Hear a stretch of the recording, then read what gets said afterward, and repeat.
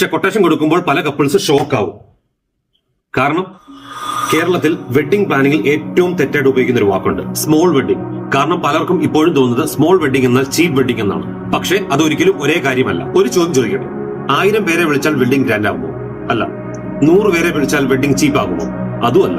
കാരണം small wedding എന്നാൽ ആളുകളുടെ എണ്ണമാണ്, ചീപ്പ് വെഡിങ് എന്നാൽ ക്വാളിറ്റിയുടെ പെർസെപ്ഷൻ. രണ്ടും തമ്മിൽ ഒരു ബന്ധവുമില്ല. സത്യത്തിൽ ചില കപ്പിൾസ് ഗസ്റ്റ് ലിസ്റ്റ് കുറയ്ക്കുന്നത് പണം ലാഭിക്കാനല്ല, അവർക്ക് കൂടുതൽ സമയം പ്രധാനപ്പെട്ട ആളുകളോടൊപ്പം ക്വാളിറ്റി ടൈം സ്പെൻഡ് ചെയ്യാനാണ്. ചിലർ 1000 പേരെ ഫീഡ് ചെയ്യും, ചിലർ 100 പേർക്ക് നല്ല എക്സ്പീരിയൻസ് നൽകും. അതാണ് ഡിഫറൻസ്. ഒരു വെഡിങ്ങിന്റെ വാല്യൂ തീരുമാനിക്കുന്നത് എത്ര പേർ വന്നു എന്നതിലല്ല, വന്നവർക്ക് എന്ത് എക്സ്പീരിയൻസ് കിട്ടി എന്നതാണ്. അതുകൊണ്ട് സ്മോൾ വെഡിങ് ആയിരിക്കാം, സിമ്പിൾ വെഡിങ് ആയിരിക്കാം, പക്ഷെ അത് ചീപ്പ് വെഡിങ് ആയിരിക്കണമെന്നില്ല.